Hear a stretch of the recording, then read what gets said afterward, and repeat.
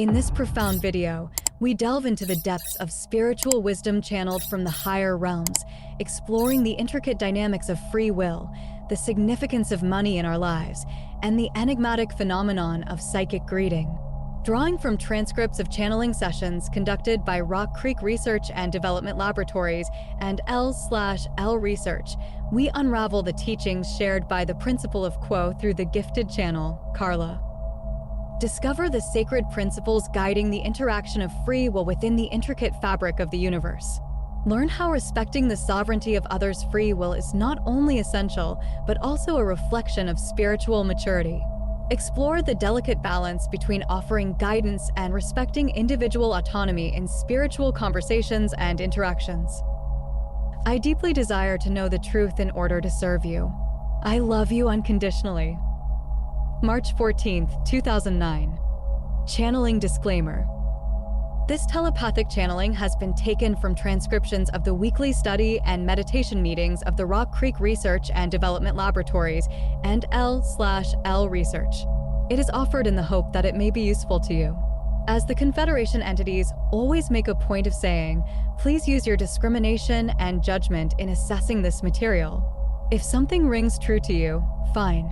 If something does not resonate, please leave it behind, for neither we nor those of the Confederation would wish to be a stumbling block for any. Jim, the question this evening from D has to do with free will and how, when we talk with other people about spiritual principles, we can keep from invading or infringing upon theirs. Could Quo speak to any guidelines that we could follow that would ensure that we not infringe upon anybody's? And if we should infringe on someone's, does that affect our karma? If so, how? Carla channeling. Quo.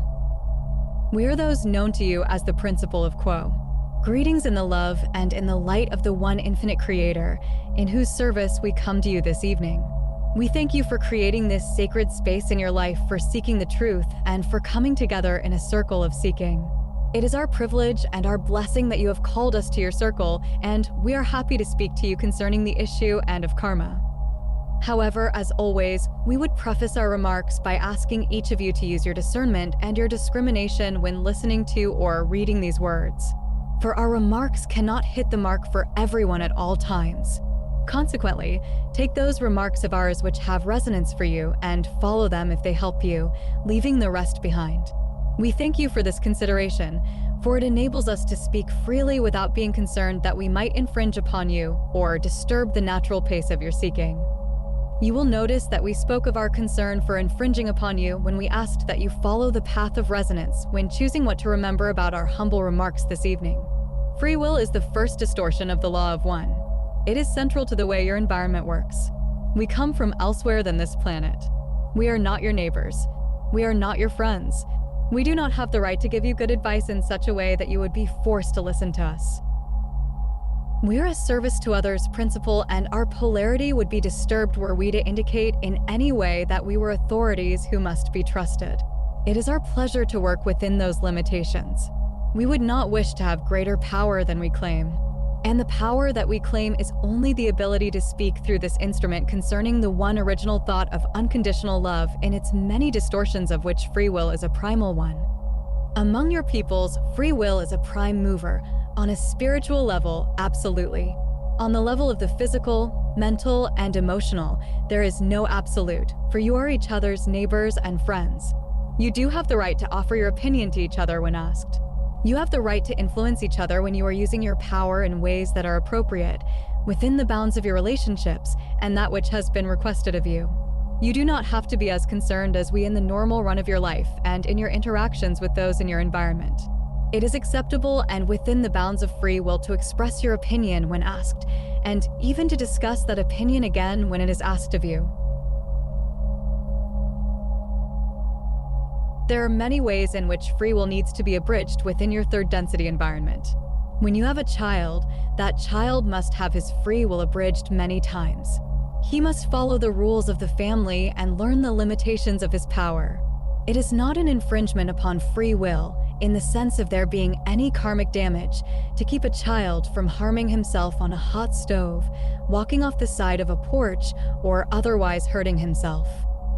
As parents and teachers train their charges and show them and explain to them how to be good people, these seeming infringements upon free will are appropriate and needed.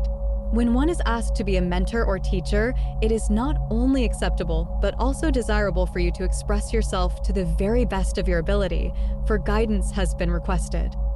And when you are asked questions, whether of a physical, emotional, or spiritual nature, it is entirely appropriate to offer your opinion, again, using your own sense of rightness and goodness to shape your replies. However, it is indeed possible within third density for people to infringe upon each other's free will in ways that do involve karma. Take, for instance, the institution that you call marriage. A marriage of equal partners may involve many spirited discussions, but if one of the mates reserves the right to give orders to the other, there has been an infringement upon the free will of that individual whose liberties have been limited without his or her consent. In a work situation, it is entirely acceptable for the leader to give orders to the employee as long as they do not shame him or abase him or disrespect him as a human being. When one entity uses a weapon to coerce or force another to do his bidding, whether it is in criminal acts or acts of war, this, too, goes beyond the bounds of acceptable usage and constitutes an infringement upon the free will of the one who is limited. There is no question but that in all of those three circumstances and more, there is much infringement upon free will among your people. To those who feel that there is a question as to whether they are acting appropriately or whether they are moving beyond the bounds of acceptable influence and infringing upon another's free will, we might suggest that, in your mind, you turn the tables and see the situation as happening the opposite way, not from you to another, but from another to you. If, in that turnaround, you see the goodness of your actions, you are most likely behaving appropriately and maintaining unity between yourself and the other self. If, when you turn the tables, you realize you would resent such a thing were it to happen to you, then you know that you have infringed upon the rights, the peace, and the liberty of another. In general, you may trust that you are acting well when you are responding to another's request by offering information or continuing a discussion. We understand that when you have been awakened and excited and impassioned for the good, the true, and the beautiful by truths that have been revealed to you that seem fair and worthy of being shared, it is a great temptation to share these wonderful truths with others as a way of relating to them. However, we would suggest that you refrain from doing so, relating to entities not by what you think but by who you are, giving yourself to the relationship with them, not your ideas. When relating self to self, you may encourage and support the good that you see in another in any way that comes to you, but rest from sharing your opinions except insofar as they seem to spring up in conversation of their own accord. As we have said before through this instrument, it is perfectly fine to share a thought and let that thought drop like a seed on the ground of another's consciousness. But, like Johnny Appleseed, do not look back when you have dropped that seed. Move on. It is not a concern of yours whether the seed takes root or whether it withers and dies. You have asked concerning karma. In response, we would contemplate the power of words. If you bind another with ropes, it is obvious that you have infringed upon their free will. If you bind another with words, it is not at all obvious that free will has been abridged. And yet, especially when the one to whom you speak is one with whom you are in close relationship, the power of your words is great, perhaps greater than you realize. When you are listening, you can do no wrong. Supportive listening is a blessing to all, and you can err in no way as you listen. Words of encouragement are always welcome. They shall never infringe upon the free will of another. Encouragement and support create confidence between yourself and another, and give that entity to whom you speak gifts to take with him. Yet, how easy it is, when you know somebody very well, to be careless with your words. You know the other's weaknesses. You know the other's suffering. You know those points that are painful to contemplate. You know those memories, the reminder of which shall cause another pain. And when there is anger or resentment because of catalyst that has not yet been processed, how easy it is to push a button, to evoke a sad memory, or otherwise to cause pain by your words. If you start a sentence, "This is what's wrong with you," think before you finish the sentence. If you must criticize, wait until your heart is full of love and compassion so that that which must justly be shared is shared in unity, in harmony, and in support. It is especially difficult to remember to be gentle with your words when others are ungentle with you. It is understandable and human to wish to defend yourself, and we encourage those words of defense that express your belief in yourself and in your worth. Be aware, however, of the temptation to give hurt for hurt, slight for slight, insult for insult. That entity which has insulted you, slighted you, or offended you in some way has given you a gift. You are blessed. There is always a blessing and a gift that accompanies being misunderstood, resented, or otherwise hurt. That gift is the gift of self-knowledge. Self-knowledge then leads you to a greater awareness of yourself. All things that are challenging to you are those things which promote spiritual maturity in those who are willing to work with the catalyst that has been given. It is against the ways of your culture to give thanks for the challenges of insult and injury through words. It is the way of your culture to respond in words of anger. And my friends, we are aware of the rightness of the emotions that flood through you at those times. We do not discourage you from experiencing those emotions. We only encourage you to be aware of the power of your own words. Do the work that anger offers you, that resentment offers you, that suffering offers you within yourself. Give yourself time to work through difficult emotions. But insofar as you are able, refrain from sharing those difficulties with those about you. Realize that it is a delicate thing to determine what is a just communication and what is a bullying or a manipulative conversation. We realize that you must play with these judgments endlessly as you strive for the most open and clear communication that you can find. We do not discourage the speaking of truth. We only note that there are many ways to approach truth. Further, there are the accompanying unspoken languages of tone, posture, facial expression, and other points of body language which go into the communication that you are attempting to share with another. The attention and the honest attempt to avoid hurtful and abusive language with another carries with it a high probability that no matter how imperfect your actual actions, you shall not retain karma.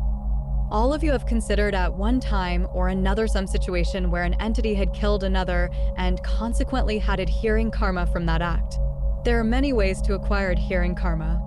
There is only one way to relieve karma, and that is to forgive. If you feel that you have injured or harmed another, then we would encourage you to go to that person and ask for forgiveness. Then we would encourage you to go to yourself and ask for your forgiveness of yourself. By far, the most adhering of karma is that which is self-judged. Do not fall into the trap of forgiving another, but failing to forgive the self.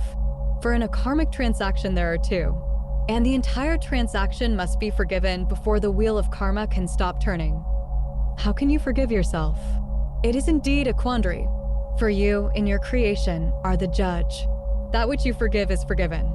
That which you do not forgive is unforgiven. Shall you be harsh or shall you be merciful? Have you the courage to forgive completely and start over? Can you die to old memory and awaken anew, an unblemished person? We ask that you give yourself permission to do so. In that way your life shall be sweet and there shall be no karma, but only newness and the opportunity to bloom. We are those of Quo and would ask at this time if there is a follow-up to that query, my brother. D.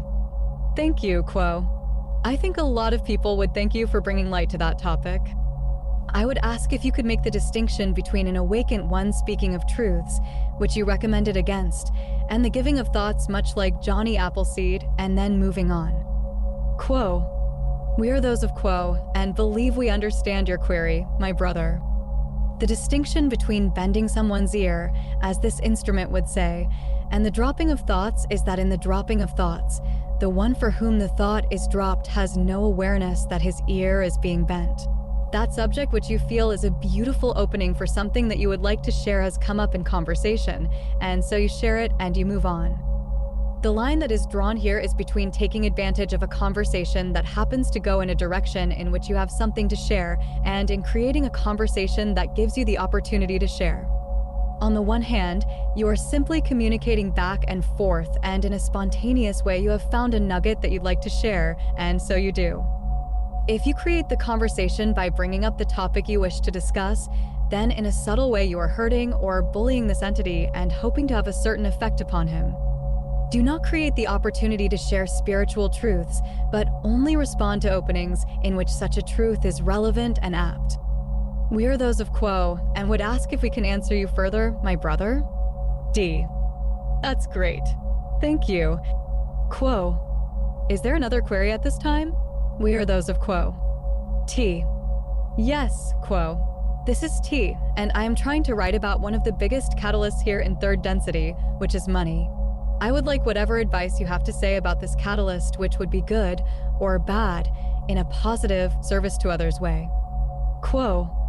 We are aware of your query, my sister, and we are glad to speak to you concerning that which is called money. The virtue of money, or as this instrument would call it more generally, supply, is that it creates a way to fill the needs of the self and those who are dependent upon that self. Without money, the body has no way to be sheltered. There is no way to clothe a person without money. Money is a great blessing. There were times upon your planet when the barter system, as this instrument would call it, by and large replaced the need for coinage. In this system, there was the give and take between peoples that respected all of the value of all of the various kinds of labor for which entities have gifts. There was an equal appreciation of hard work, such as labor in the land, artistry of various kinds, craftsmanship of various kinds, and the services which entities could offer each other. In this environment, supply was easier to see as that which flowed between entities as a kind of nutrient.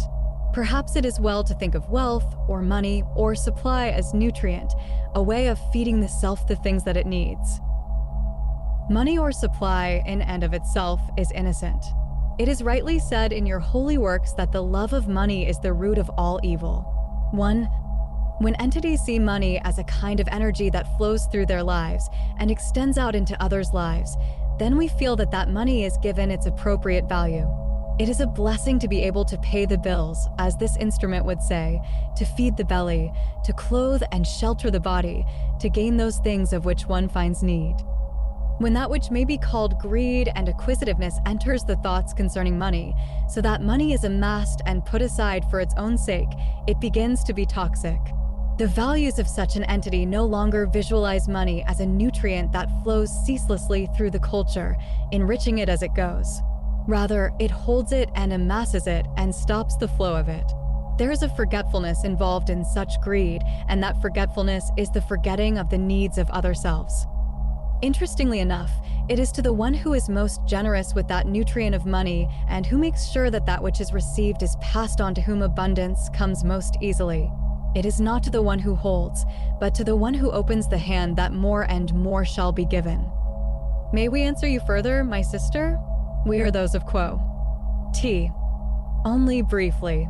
I guess I want some clarification on amassing wealth. Most people tend to amass it and save it in another place, whether in businesses or corporation, stocks or bonds, governments or municipals, or other things that go to keep the system going. Is that the same thing you're talking about? Most people that amass wealth tend to put it to work somewhere. Quo. We are those of quo and are aware of your query, my sister. When one examines the thoughts behind conserving wealth, one shall see either a prudent plan for assuring the security of the family and so forth, or one shall see an unreasoning greed, a desire for money for its own sake. When there is a reasonable and just plan at work in the conserving of the work of your hands and the labors that are translated into salary and money and supply, there is no greed involved, but only prudence. We think, for instance, of the story from your holy work of the rich man who was owed money by another. This man begged the rich man, saying he had no way to pay him and could he please forgive him the debt. The rich man relented and forgave him the debt. Then, that man turned around and demanded money that he was owed by another. Side one of tape ends. Carla channeling. And that man said, "Oh, but please forgive me, for I have not the money to pay you." But that man did not forgive the third man and demanded his money, and when he could not pay, he threw that man into prison. 2. The rich man, when faced with need, was generous. He was not greedy and he was not at fault, for he did not love money for its own sake, but only appreciated what it could do. On the other hand, the second man who, having been forgiven, could not forgive another, was an entity who loved money in a greedy way. Does that make it clearer, my sister, or may we answer you further? We are those of quo. T. Thank you. That cleared it up. Quo. May we ask if there is another query at this time? We are those of quo. D. Yes, quo. I have another one. Could you speak on the relationship between psychic greeting and polarity, or how psychic greeting affects polarity? Quo. We are those of Quo and are aware of your query, my brother. We would say, my brother, that there is no necessary connection between psychic greeting and polarity. If one experiences a psychic greeting, the experience may be difficult, to say the least. Yet, if the entity retains the self and allows the self to experience the psychic greeting without judgment, that entity's true self has been allowed to maintain its integrity. It is often very difficult to refrain from responding to psychic greeting with vividly negative emotions. Yet, in those circumstances, the ability to retain the memory of who the self is and what the polarity of the self is, and to continue to affirm those truths about the self, eliminates the likelihood that there will be a change in polarity. It is certainly possible to become greatly discouraged in the face of a psychic greeting, yet this does not necessarily change the polarity of the entity if that person continues to affirm who he is and why he is here. May we answer you further, my brother? We are those of Quo. D. Let me just see if I can get you straight.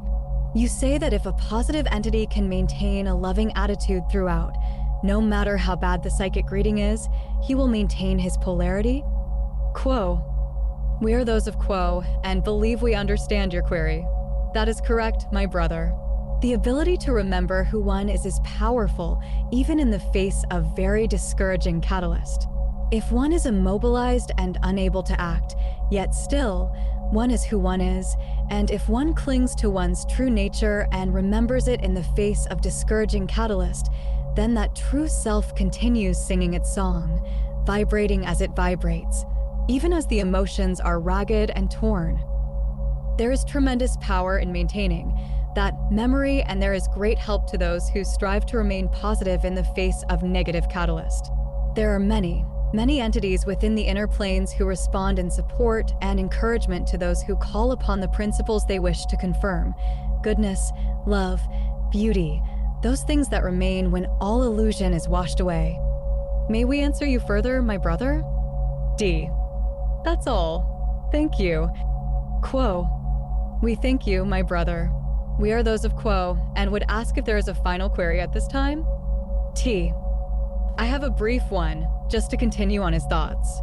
Does an entity's polarity right now affect how strong the psychic greeting is? The stronger the entity is in service to others, the stronger the service to self, psychic greeting? Quo. We are those of Quo and are aware of your query, my sister. The phenomenon of psychic greeting is a large subject. There are basically two kinds of psychic greeting. By far the most common is the greeting of the integrated personality by those parts of the personality that are not yet integrated and that perhaps have split apart from the integrated personality, so that parts of the self attack the self as if the self were another. The other type of psychic greeting involves an actual entity other than the self. In the case of the greeting of the self by the self, the momentary vibration that is occurring at the time may well have something to do with why that greeting occurred. However, if the psychic greeting is coming from an entity outside the self, the momentary polarity of the entity will have almost nothing to do with the greeting. Rather, the greeting will have to do with how closely that entity is standing to the light. When an entity is standing close to the light, attempting to serve in some way that is above the ordinary, healing, teaching, or in some way serving others, that light reveals any small defect of character and shows to an outer entity the most likely place for a temptation or an incursion into the energy body. Consequently, those who are serving in such a way will find psychic greeting inevitable. May we answer you further, my sister? We are those of Quo. T. If you can. In this situation, being close to the light doesn't necessarily mean having an overall vibration of a strong service to others. It could be a situational close to the light. Quo.